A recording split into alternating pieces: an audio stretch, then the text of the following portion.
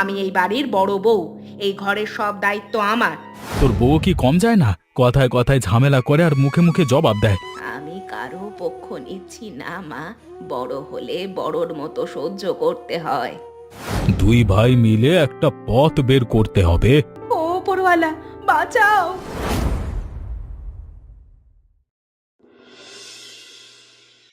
বৌদি, আমার রান্নার হাঁড়িটা কোথায় রাখলে গো? সকাল থেকে খুঁজে পাচ্ছি না।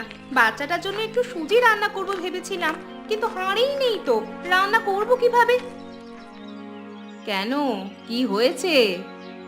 তুমি না সবকিছু নিজের মতো করে সরিয়ে রাখো, পরে আর কেউ কিচ্ছু খুঁজে পায় না। আমি খুঁজতে খুঁজতে একেবারে হাঁপিয়ে গেলাম, মাথা ধরে গেছে আমার গরমে। তোমার হাঁড়ি আমি কেন রাখবো? নিজের জিনিস নিজে সামলাতে পারো না, দোষ আমার ঘাড়ে চাপাও। সকাল থেকে আমি একা রান্নাঘর সামলাচ্ছি, কাপড় কাচ্ছি, ঘর মুছছি, উঠোন ঝাড়ছি। তুমি কি করলে শুনি? শুধু বাচ্চা কোলে নিয়ে বসে আছো আর অভিযোগ করছো আমি কিছু করছি না। কাজ করলেও যদি গুছিয়ে করতে তাহলে এসব বলতে হতো না। একটু বুঝে কথা বলে বৌদি, সারা রাত জেগে থাকে ছোট বাচ্চাটার জন্য। এসব কষ্ট কি তোমার চোখে পড়ে না? আমার হাঁড়ি তুমি সরিয়েছো, আমি জানি। গতকালও তুমি আমার মশলার কৌটো অন্য জায়গায় রেখেছিলে। শোনো রেখা, তোমার সব জিনিস ছড়িয়ে ছিটিয়ে থাকে বলেই আমাকে গোছাতে হয়। আমি এই বাড়ির বড় বউ, এই ঘরের সব দায়িত্ব আমার। তাহলে কি আমি কিছু করি না? তুমি এসেছো 2 বছর হলো, তার আগে কে সামলাতো বলো তো? তুমি কি আমাকে দয়া করে রেখেছো নাকি? আমিও এই বাড়ির বউ, আমারও অধিকার আছে। তুমি সবসময় বড় হয়ে থাকতে চাও, সেটাই তোমার সমস্যা। তোমার সমস্যা হলো তুমি মনে করো কেউ কিছু বললেই তোমায় অপমান করলো। সংসারে থাকতে গেলে একটু বড়দের মানতে হয়। আর তোমার সমস্যা হলো তুমি সবসময় ছোট বলে আমাকে চাপ দাও। সব সময় ধমক দিয়ে কি সংসার চলে? যাও, তোমার সাথে কথা বলে কোনো লাভ নেই। গরমে মাথা আরো গরম হচ্ছে আমার। হাঁড়ি খুঁজে না পেলে নিজে বুঝে নাও, সব দোষ আমার না। চলে যাচ্ছি, তবে একটা কথা বলে রাখি, আমি চুপ আছি বলে আমাকে দুর্বল ভেবো না।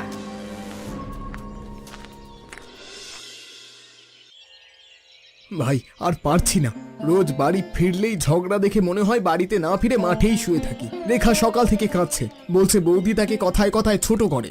আমি কি করব বলো? দুজনের মাঝখানে পড়ে আমি শেষ হয়ে যাচ্ছি। কি আর করব বল? একটা কথা বললে রেখা কষ্ট পায়, আর না বললে বৌদি রাগ করে। তুই কি মনে করিস আমার অবস্থা খুব ভালো? মালতীও আমাকে রোজ বলে ছোট বউ কাজ করে না, সব আমাকে করতে হয়। আমি চুপ থাকি, কিন্তু ভেতরে ভেতরে টের পাই সংসারটা নষ্ট হয়ে যাচ্ছে। সত্যি কি আমরা কিছু করতে পারি না? বাবা বেঁচে থাকলে হয়তো একটা সমাধান হতো। মা একা কি করবে? বুড়ো মানুষ, কত টানবে এই সংসার? ভাই আমি তোমাকে একটা কথা বলি, রাগ করো না। আমার মনে হয় বৌদি একটু বেশি নিজের অধিকার দাবি করে। রেখা নতুন এসেছে সংসারে, তারপর বাচ্চা হলো, তাকে একটু সময় দেওয়া দরকার। কিন্তু বৌদি তাকে প্রথম দিন থেকেই চাপে রেখেছে। সব কিছুতে তুলনা করা তো ঠিক না। তুই মালতীর দোষ দিচ্ছিস? তোর বউ কি কম যায় না? কথায় কথায় ঝামেলা করে আর মুখে মুখে জবাব দেয়। আমি জানি দোষ দুজনেরই আছে, কিন্তু তুই যখন একতরফা কথা বলিস তখন আমারও রাগ হয়, মালতীরও কষ্ট হয়। ঠিক আছে, আমি আর কিছু বলছি না, কিন্তু এভাবে চললে একদিন সংসারটা সত্যি ভেঙে যাবে। মোড়ল চাচা গতকাল আমাকে ডেকেছিল, বলেছেন তোমাদের বাড়ির অবস্থা নিয়ে গ্রামে সবাই হাসাহাসি করে। লজ্জায় মাথা হেঁট হয়ে গেছিল আমার। হাটে নাকি দাঁড়িয়ে দাঁড়িয়ে গপ্প করছিল আমাদের নামে। গফুর চাচা বলেছে? বুঝলাম, কিন্তু বাইরের লোকে কি বলবে সেটা ভেবে লাভ নেই। তবে কথা যখন উঠেছে তখন দেরি করা যাবে না, কিছু একটা করতে হবে। চল বাড়ি যাই, সন্ধে হয়ে আসছে। চলো, আর শুধু একটা কথা, আজকে যদি আবার কিছু হয় আমরা চুপ না থেকে কথা বলবো।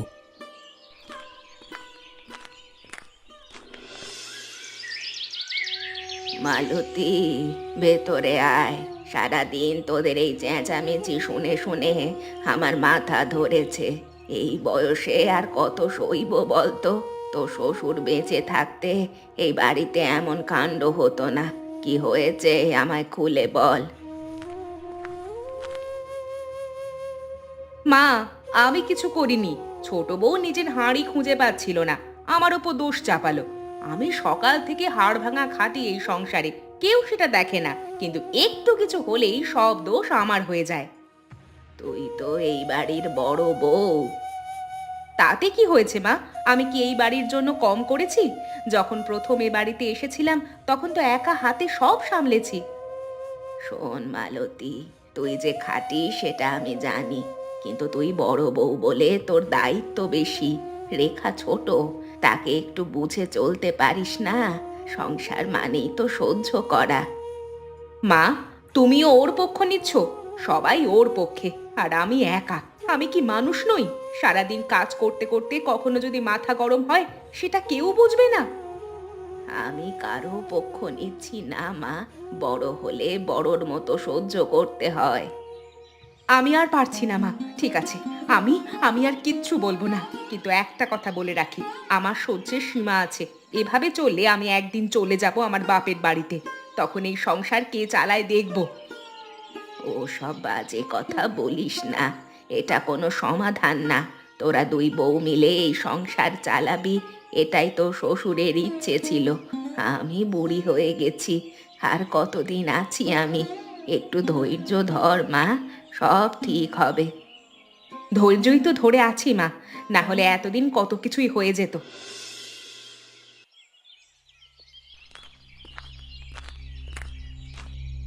আয় হারুন, বস বস বস, তোকে ডেকে পাঠিয়েছিলাম। তোদের বাড়ির খবর গ্রামময় ছড়িয়ে পড়েছে জানিস। গতকাল হাটে বসে তিনজনে মিলে তোদের বাড়ি ঝগড়ার কথা বলছিল। তো এইভাবে চললে সংসার তোদের টিকবে টিকবে বলে তো মনে হচ্ছে না।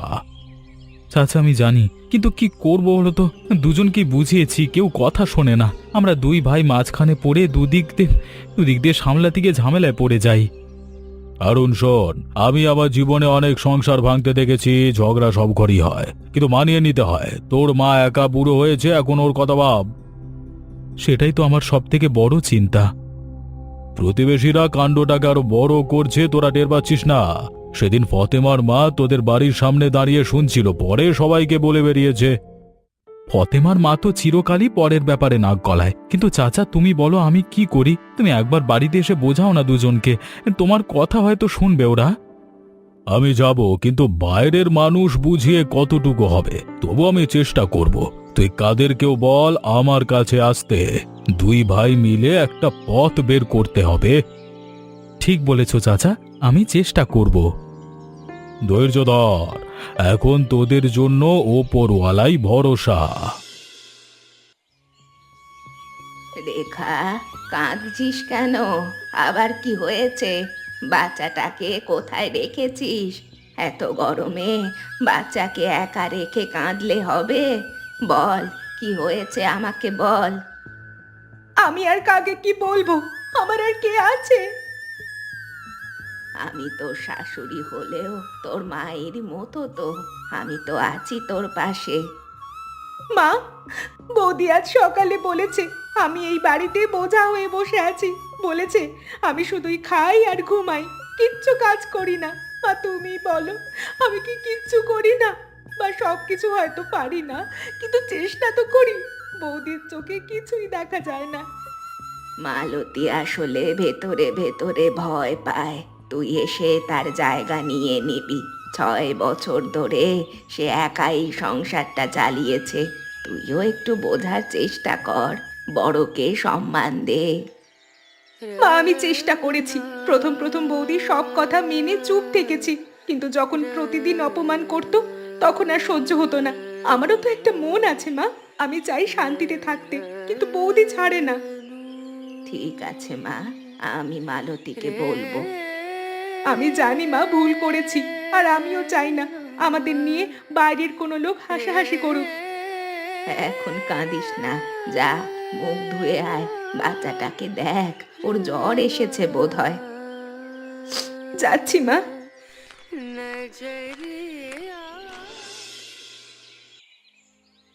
ভাই, আকাশটা কেমন কালো হয়ে আসছে দেখো। বৈশাখের এই মেঘ দেখলেই আমার ভয় লাগে। গত বছর ঝড়ে পুকুর পাড়ে আম গাছটা ভেঙে পড়েছিল, মনে আছে? এবার তো আমাদের ঘরের অবস্থাটাও ভালো নয়। সেজন্যই তো বলছি, এবার ঘরের টিনগুলো পুরনো হয়ে গেছে। ঝড় এলে কি হবে ভাবতে পারছি না। বাচ্চাটাও অসুস্থ, রেখা একা সব সামলাচ্ছে। হ্যাঁ আমিও দেখছি, গুমোট গরম, আর তারপরে ঝোড়ো পরিবেশের মানে হচ্ছে কালবৈশাখী আসতে পারে। উঠানে যা আছে ভেতরে নিয়ে আয়, গরু ছাগল বেঁধে দে, আমি টিনের চালে দড়ি বাঁধবার চেষ্টা করি। মা ভেতরে আছে।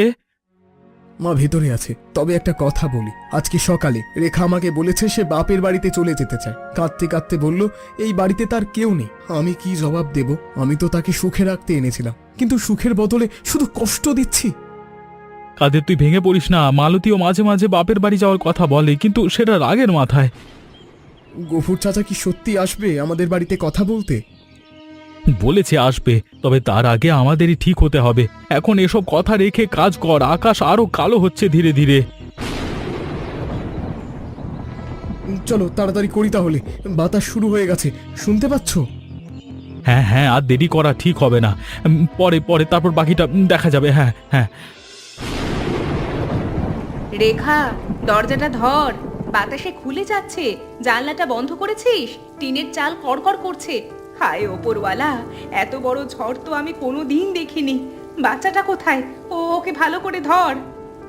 হ্যাঁ বৌদি, আমার কোলেই আছে, দরজা ধরে আছে, কিন্তু বাইরে কি পড়ার শব্দ হলো গো? গাছ ভাঙলো নাকি? ও ওপরওয়ালা, বাঁচাও। মনে হচ্ছে উঠোনের নিম গাছটা ভেঙে পড়েছে। তুই তুই নড়িস না রেখা, আমি এদিকে দরজা আটকে রাখছি। ভয় পাস না, একটু পরে থেমে যাবে। বৌদি, আমি সরছি, কিন্তু বাচ্চাটা এত কাঁদছে যে ধরে রাখতে পারছি না। আমার হাত কাঁপছে বৌদি, খুব ভয় করছে। তোমার স্বামীকে ডাকো, ও পাশে আছে না? কেউ তো আসছে না এদিকে। চেঁচিয়ে লাভ নেই, ঝড়ের শব্দেই কেউ শুনতে পাবে না। তুই শান্ত হ। ও মা গো, দরজাটা ভেঙে যাচ্ছে। রেখা, রেখা সাবধান, ভেতরে সরে যা। যা বলছি শোন, এখন আমাদের এক হতে হবে। তুমি একা পারবে তো বৌদি? আমি এদিকে আসি। না না, তুই নড়বি না, তোর কোলে বাচ্চা, আমি সামলাচ্ছি।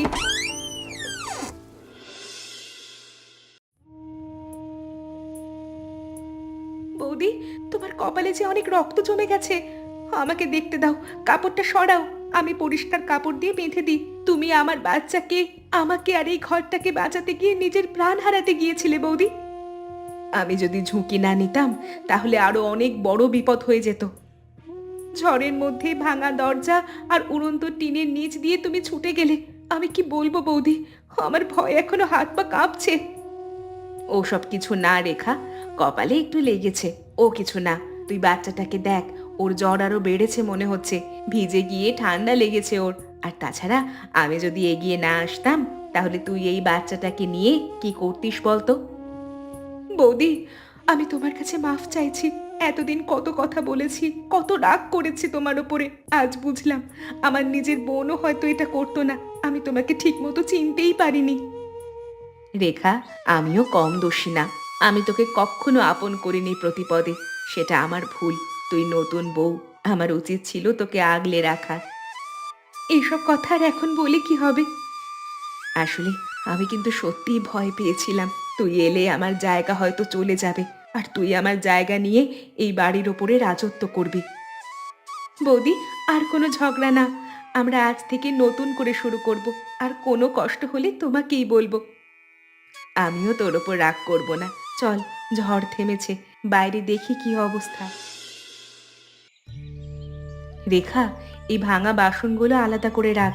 যেগুলো আস্ত আছে সেগুলো ধুয়ে রাখি, কাজে লাগবে পরে। কিন্তু ঘরের অবস্থা তো খুব খারাপ। সেটাই তো দেখছি। দেখ, রান্নাঘরের চালটা একদিকে ঝুলে পড়েছে, ওটা আগে ঠিক করতে হবে, না হলে রান্না করব কোথায়? আচ্ছা, তুই সেদিন যে হাঁড়ির কথা বলেছিলি সেটা ওই কোণায় পড়ে আছে, দেখ, ঝড়ে গড়িয়ে চলে গেছে। ও, সেই হাঁড়ি! দেখো বৌদি, সেদিন এই হাঁড়ি নিয়ে কত ঝগড়া হয়েছিল। আজ মনে হচ্ছে কত তুচ্ছ ছিল সেসব। হ্যাঁ, শুধু সামান্য কারণে আমরা পাগলের মতো ঝগড়া করেছি নিজেদের মধ্যে, কোনো কারণ ছাড়াই। আমরা কত বোকা ছিলাম সেটা এখন বুঝতে পারছি। একটা হাঁড়ির জন্য কত কথা বলেছি তোমাকে, ভাবলে আমারই লজ্জা লাগে। আজ বুঝি মানুষের সাথে মানুষের সম্পর্কটাই আসল। ঠিক কথাই বলেছিস, আমিও কম বলিনি তোকে। দেখ, একটা সংসার চালানোর জন্য দুই বউকে সমান সমানভাবে কাজ করতে হয়। আর আমি সেই জন্যই ভেবেছি যে এই সংসারের যত কাজ শুধু আমি একা দায়িত্ব নিয়ে করব না, দুজনে মিলেমিশে করব, তাতে ঝামেলা থাকবে না। সেটাই ভালো হবে। আর বৌদি, আমি কিছু না জানলে তোমাকে জিজ্ঞেস করব। কিন্তু তার আগে আমাদের এই ঘরটাকে ঠিক করতে হবে, এটাই আসল। চল চল, এত ভাঙাচোরা ঠিক করতে হবে, বসে থাকলে গল্প করলে হবে? আচ্ছা বৌদি, চলো আগে উঠোনটা গোছাই, তারপর আমরা ঘরের ভিতরের কাজগুলো করব। আমি না ভাবি, কেমন আছেন? ঝড়ে অনেক ক্ষতি হয়েছে শুনেছি, তাই দেখতে এলাম।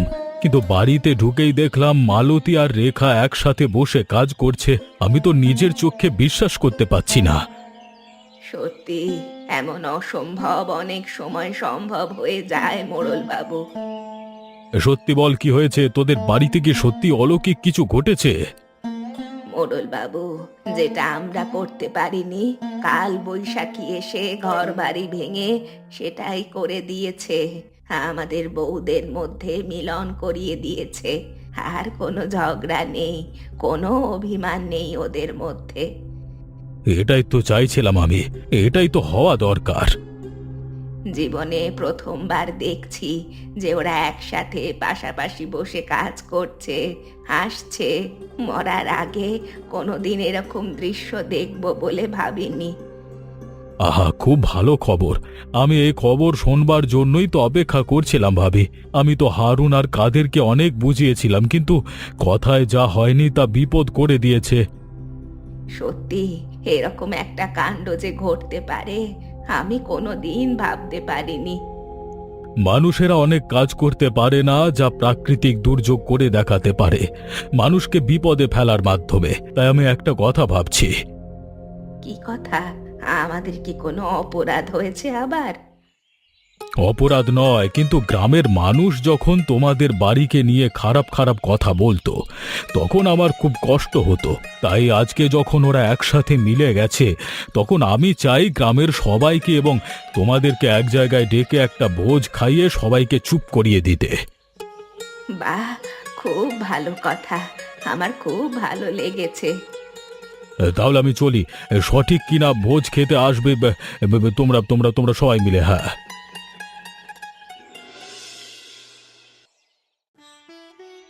আজকে এই ভোজের একটা মানে আছে।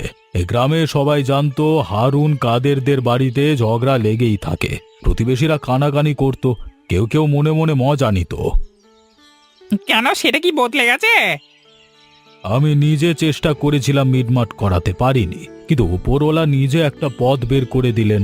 কাল বৈশাখী ঝড়ের মধ্য দিয়ে, সে ভয়ানক ঝড় ওদের ঘর বাড়ি ভেঙেছে ঠিকই, কিন্তু তার মাধ্যমে ওদের দুই বৌমার মধ্যে মানবিকতা থেকে উঠেছে, মানে জেগে উঠেছে, এবং ওরা পরস্পরের পাশে এসে দাঁড়িয়েছে বিপদের সময়। মোড়ল চাচা, আমি আলাদা কিছু করিনি। আসলে আমরা বাড়ির ওপরে কর্তৃত্ব ফলানোর ক্ষমতার লোভে পরস্পরের সাথে রেষারেষি করতাম, কিন্তু কোনোদিন ভাবিনি যে এইভাবে সংসার টিকিয়ে রাখা যায় না। সংসার টিকিয়ে রাখার জন্য পরস্পরকে সাহায্য করতে হয়। এটা যে এতদিন পরে বুঝেছো, সেটাই অনেক। সেজন্যই আমরা ভেবেছি যে একসঙ্গে থাকবো আমরা এরপর থেকে। মোড়ল চাচা, আমি বেশি কথা বলতে পারি না, শুধু এটুকু বলবো, সেদিন ঝড়ের মধ্যে যখন বৌদি আমার বাচ্চাকে বাঁচাতে আমার সাহায্য না নিয়ে উঠোনে নেমে গেল, তখন একটা গাছ ভেঙে পড়া দেখলাম, রক্ত ঝরছে কপাল থেকে, কিন্তু তাই নিয়েই আমাদের সবাইকে বাঁচিয়েছে। সেটা আমার দায়িত্ব ছিল। তোমার মতো সাহসিকতার পরিচয় সত্যি কেউ দেখাবে না মালতী। সেই মুহূর্তে আমার সব রাগ, সব অভিমান শেষ হয়ে গেছে। আমি বুঝে গেছি ঝগড়া আর হিংসা দিয়ে শুধু মানুষের ক্ষতিই হয়। বৌদি আমাকে বাঁচিয়েছে, এই ঋণ আমি সারা জীবনেও শোধ করতে পারবো না। আমি চাই আমার ছেলে বড় হয়ে দেখুক একই ঘরে মিলেমিশে থাকা কাকে বলে। চাচা, আমি আজকে একটা কথা বলতে চাই। আমরা পুরুষ মানুষেরা ভেবেছিলাম শুধু উপার্জন করলেই সংসার চলে। এটা সব থেকে ভুল ধারণা, আর এই ধারণা হচ্ছে অহংকারের কারণ। এখন সত্যটা বুঝতে পেরেছিস তো তোরা? বুঝতে পারছিলাম না, কিন্তু ঘরের ভেতরের কষ্ট, অভিমান, ঝগড়া এসবের পরে ওই দিনের কালবৈশাখীতে ওদের পরস্পরের প্রতি আচরণ আমাদের বুঝিয়ে দিয়েছে যে আমরা কত বড় ভুল ছিলাম। আসলে হয়তো আমি নিজেদের উল্টো দিকের মানুষগুলোকে ঠিক করে বুঝতে পারিনি। আমিও তাই। অনেক সময় আমি শুধু নিজের বউয়ের কষ্টটাই দেখেছি, বৌদিকে দেখিনি। এবার আমরা দুই ভাই মিলে ঘরটা সামলাবো। ওপরওয়ালা তোমাদের মঙ্গল করুক। আমার আরো বেশি কিছু চাওয়া চাই। চলো চলো, সবাই মিলে খাওয়া দাওয়া শুরু করা যাক। এরপর থেকে আর গ্রামের কেউ তোমাদের নামে কোনো খারাপ কথা বলবে না, সেটা আমি আশা করি। আর আমি আদেশ করছি, তোমাদের বা এরকম আর কোনো নামে কেউ খারাপ কথা রটালে কারণ হবে তাকে গ্রাম থেকে তাড়িয়ে দেওয়া হবে। আচ্ছা, তোমরা বলতে পারবে শেষ বছরের কাল বৈশাখীতে কোন জায়গার গাছ ভেঙে গিয়েছিল? উত্তরটা কিন্তু তোমরা কমেন্ট করে জানিও। আর আমাদের চ্যানেলটা অবশ্যই সাবস্ক্রাইব করে বন্ধুদের সাথে গল্পটা শেয়ার করে জানিও কেমন লাগলো আমাদের গল্পটা।